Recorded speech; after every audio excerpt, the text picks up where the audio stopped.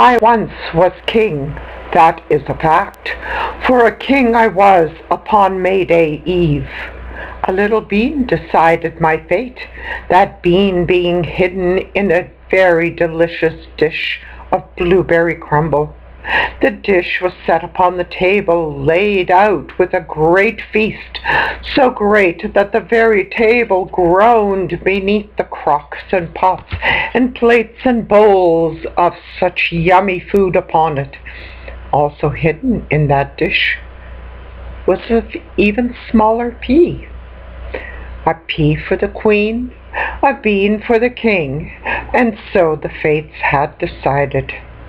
Mary found the pea and became May Queen. She shrieked her joy for all to hear, but when the bean found me, she shrieked all the louder and immediately abdicated her throne.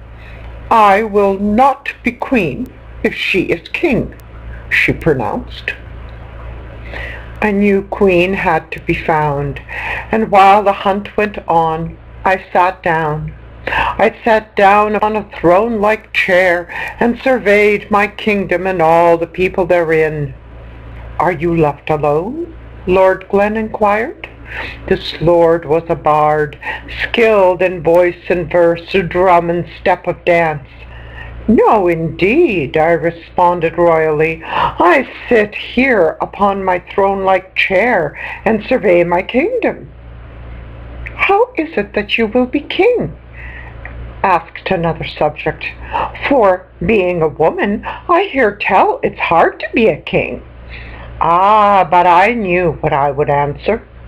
I shall get in touch with my masculine self, said I, and immediately began to eat a banana, a very masculine fruit indeed.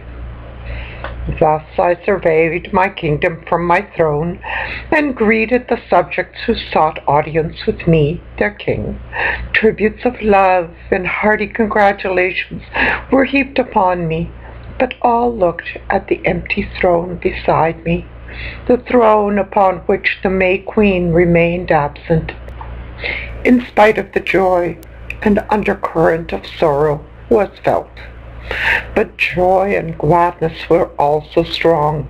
With ready hands and willing hearts the folks did work, and the maypole was erected yonder, and all the subjects gathered around it.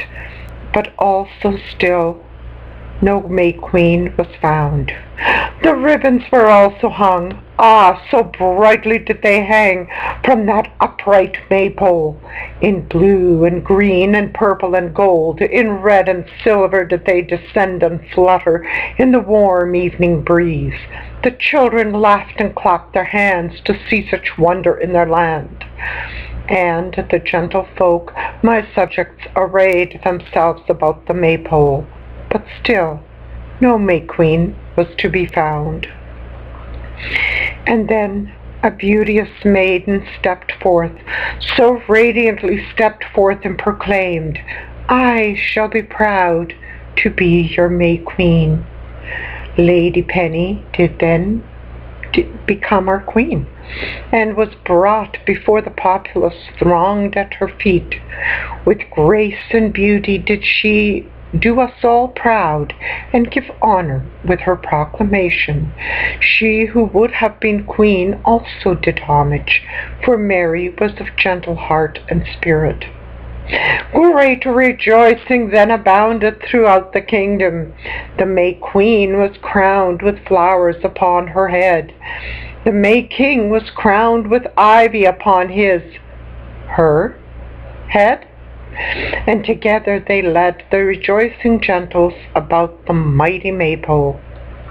Weaving man and woman, weaving ribbon upon ribbon, dancing over and under until all the ribbons wove themselves tightly about that mighty maypole. Ah, such joy and laughter was not to be contained, but carried forth into more dancing. But now about the brightly lit sacred fire, the King and Queen of May stood before the sacred fire and did it homage as the multitudes began jumping over it.